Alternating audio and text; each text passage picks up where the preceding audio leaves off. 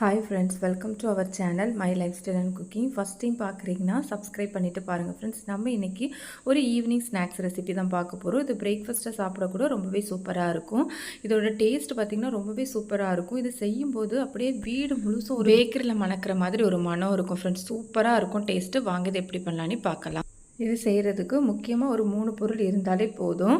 இது பண்ணுறதுக்கு ஃபஸ்ட்டு ஒரு பவுல் ஒன்று எடுத்துருக்கிறேன். அதில் 3 உருளைக்கிழங்கு நான் வேக வச்சு தோல் உரித்து எடுத்துருக்கிறேன் ஃப்ரெண்ட்ஸ். இப்போது நம்ம உருளைக்கிழங்க இந்த மாதிரி உருளைக்கிழங்கு மேஷர் இல்லைனா கையை வச்சு நல்லா மேஷ் பண்ணி எடுத்துக்கலாம். கட்டி எதுவும் இருக்கக்கூடாது. நல்லா ஸ்மூத்தான ஒரு பேஸ்ட் மாதிரி நல்லா மேஷ் பண்ணி எடுத்துக்கலாம். இந்த மாதிரி நல்லா மேஷ் பண்ணி எடுத்துக்கோங்க. அடுத்ததாக நம்ம இதில் ஆட் பண்ணுறது பார்த்திங்கன்னா வெங்காயம் தான். நான் ஒரு வெங்காயம் எடுத்துருக்கிறேன் மீடியம் சைஸில். அதை இந்த மாதிரி சின்னதாக கட் பண்ணி ஆட் பண்ணிக்கோங்க. கூடவே ஒரு பச்சை மிளகாவும் இந்த மாதிரி சின்னதாக கட் பண்ணி ஆட் பண்ணியிருக்கிறேன். கூடவே ஒரு அரை டேபிள் ஸ்பூன் அளவு சில்லி பவுடர் சேர்த்துருக்கேன். உங்களுக்கு காரத்துக்கு தக்கன ஆட் பண்ணிக்கலாம். கூடவே 1/4 டீஸ்பூன் அளவு மஞ்சள் பொடி ஆட் பண்ணிக்கலாம். கூடவே ஒரு அரை ஸ்பூன் அளவு சிக்கன் மசாலா சேர்த்துருக்கிறேன். அதுக்கு பதிலாக கரம் மசாலா கூட ஆட் பண்ணிக்கலாம். கூடவே ஒரு 1/4 ஸ்பூன் அளவு பெப்பர் பவுடர் ஆட் பண்ணியிருக்கிறேன். கூடவே அரை ஸ்பூன் அளவு ஜிஞ்சர் கார்லிக் பேஸ்ட் ஆட் பண்ணியிருக்கிறேன். இது கூட ஒரு லெமனில் பாதி லெமன் இதில் புளிஞ்சு ஆட் பண்ணிக்கலாம். கிட்டத்தட்ட ஒரு அரை டேபிள் ஸ்பூன் அளவு இருக்கும். இப்போ லெமனும் சேர்த்ததுக்கப்புறமா இதில் தேவையான அளவு சால்ட்டு சேர்த்துக்கலாம். இதெல்லாம் சேர்த்ததுக்கப்புறமா கையை வச்சு நல்லா பிசைஞ்சு எடுத்துக்கலாம். எல்லாம் ஒன்றோடு ஒன்று சேர்கிற மாதிரி நல்லா பிசைஞ்சு எடுத்துக்கோங்க. தண்ணி எதுவும் சேர்க்கக்கூடாது. இந்த மாதிரி நல்லா ஸ்மூத்தாக கட்டி எதுவும் இல்லாமல் நல்லா ஸ்மூத்தாக பிசைஞ்சு எடுத்துக்கலாம். இந்த மாதிரி பிசைஞ்சதுக்கப்புறமா நம்ம இதில் கோதுமை மாவு ஆட் பண்ணிக்கலாம். கோதுமை மாவு பார்த்தீங்கன்னா ஒரு கப் அளவு நான் எடுத்துருக்கிறேன். 250 ml கப்பில் ஒரு கப் அளவு எடுத்துருக்கிறேன். நீங்கள் கோதுமை மாவுக்கு பதிலாக மைதா மாவில் கூட இந்த ரெசிபி பண்ணலாம். இதை ஒரே பேட்சாக ஆட் பண்ணக்கூடாது. ஒரு 3 பேட்சாக கொஞ்சம் கொஞ்சமாக ஆட் பண்ணி நல்லா மிக்ஸ் பண்ணிக்கோங்க. முதல்ல ஓரளவு நல்லா மிக்ஸ் பண்ணதுக்கப்புறமா நெக்ஸ்ட் ஆட் பண்ணிக்கோங்க. தண்ணி எதுவுமே நம்ம ஆட் பண்ணக்கூடாது. ஃபஸ்ட் நம்ம ஆட் பண்ணும்போது இந்த மாதிரி பிசைய கஷ்டமாக தான் இருந்த மாதிரி இருக்கும், திக்காக இருந்த மாதிரி இருக்கும். பட் நமக்கு நல்லா பிசைஞ்சோம் அப்படின்னா நமக்கு கரெக்டாகவே இருக்கும். தண்ணி எதுவும் ஆட் பண்ண வேண்டாம். இந்த மாதிரி எல்லாம் சேர்த்து ரஃபாக பிசைஞ்சதுக்கு அப்புறமா இதில் ஒரு டேபிள் ஸ்பூன் அளவு குக்கிங் ஆயில் சேர்த்துக்கோங்க. நாங்கள் சன்ஃப்ளவர் ஆயில் சேர்த்துருக்கிறேன். சேர்த்து இந்த மாதிரி நல்லா ஸ்மூத்தாக பிசைஞ்சு எடுத்துக்கலாம். இந்த மாதிரி நல்லா பிசைஞ்சு எடுத்துக்கோங்க. இதை நம்ம ரெஸ்ட் பண்ணி வைக்க வேண்டாம். இப்போவே நம்ம இதை 2 பங்காக இதை பிரித்து எடுத்துக்கலாம். 2 பெருசாக 2 பாலாக இதை பிடிச்சி எடுத்துக்கலாம். இந்த மாதிரி 2 பாலாக பிடிச்சதுக்கப்புறமா அதுலேருந்து 1 மட்டும் எடுத்துக்கோங்க.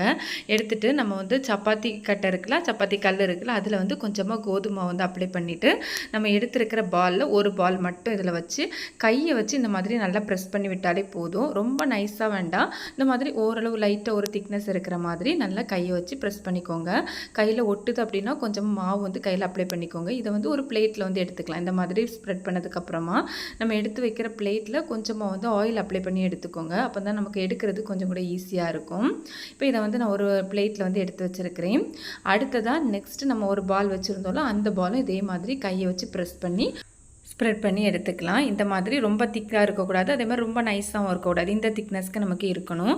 இந்த மாதிரி நல்லா ஸ்ப்ரெட் பண்ணதுக்கப்புறமா நமக்கு இதில் தேவைப்படுறது பார்த்திங்கன்னா முட்டை தான். நான் இங்கே 3 முட்டை அவிச்சு வச்சுருக்கிறேன். இதை நல்லா ஈக்குவலாக 2 பீசஸாக கட் பண்ணி எடுத்துருக்கிறேன். அதை இதில் வச்சிடலாம். இந்த மாதிரி ஈக்குவல் ஸ்பேஸ் விட்டு நம்ம வச்சிடலாம். இதுக்கு செய்கிறதுக்கு முக்கியமாக 3 பொருள் தான் வேணும். கோதுமை மாவு, அப்புறமா உருளைக்கிழங்கு, முட்டை. அவ்வளோதான் ஃப்ரெண்ட்ஸ். ரொம்ப ஈஸியாக பண்ணிடலாம்.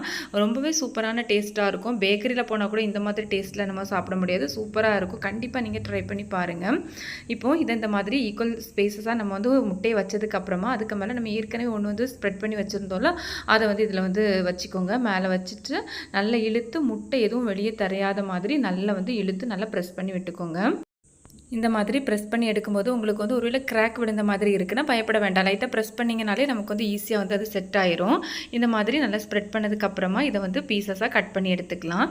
இந்த மாதிரி ஒவ்வொரு பீசஸை கட் பண்ணிக்கோங்க. ஒரு பீசஸ்லேயும் ஒரு முட்டை இருக்கிற மாதிரி இந்த மாதிரி பீஸ் கட் பண்ணி எடுத்துக்கோங்க. கட் பண்ணதுக்கப்புறமா இந்த எட்ஜஸ் எல்லாம் நல்லா ஒருக்கா ப்ரெஸ் பண்ணி விட்டுக்கோங்க. இதே மாதிரி நம்ம எல்லா பீசஸும் ரெடி பண்ணி எடுத்துக்கலாம்.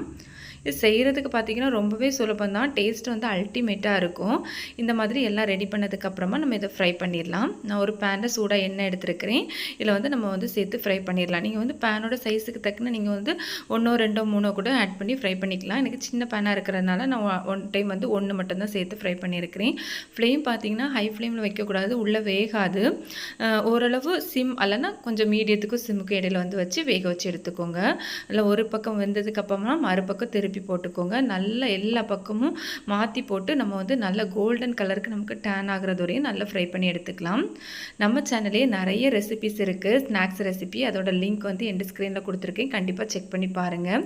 இந்த மாதிரி நல்ல கோல்டன் கலருக்கு வந்ததுக்கப்புறமா நம்ம இதை எடுத்துடலாம். பார்த்தீங்கனாலே தெரியும் எந்த அளவு பர்ஃபெக்டாக இருக்குது அப்படின்னு சொல்லிட்டு.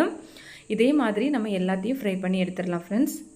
இது ஃப்ரை பண்ணும்போது வீடு முழுசும் அப்படி ஒரு பேக்கரியில் மணக்கிற மாதிரி ஒரு மனம் மணக்கும் ஃப்ரெண்ட்ஸ். கண்டிப்பாக ட்ரை பண்ணி பாருங்கள். அவ்வளோதான், நம்ம எல்லாத்தையும் வந்து ஃப்ரை பண்ணி எடுத்தாச்சு. பார்த்தீங்கன்னா தெரியும் எந்தளவு பர்ஃபெக்டாக சூப்பராக வந்திருக்கு அப்படின்னு சொல்லிட்டு. நீங்கள் இதுவரை இந்த மாதிரி ஒரு ரெசிபி வந்து ட்ரை பண்ணது இல்லை அப்படின்னா கண்டிப்பாக ஒரு முறை ட்ரை பண்ணி பாருங்கள். ட்ரை பண்ணி பார்த்துட்டு உங்களுக்கு எப்படி வந்ததுன்னு மறக்காமல் கமெண்ட்ஸ் பண்ணுங்கள் ஃப்ரெண்ட்ஸ். இப்போ நான் இதை வந்து ஒன்று கட் பண்ணி காமிக்கிறேன்.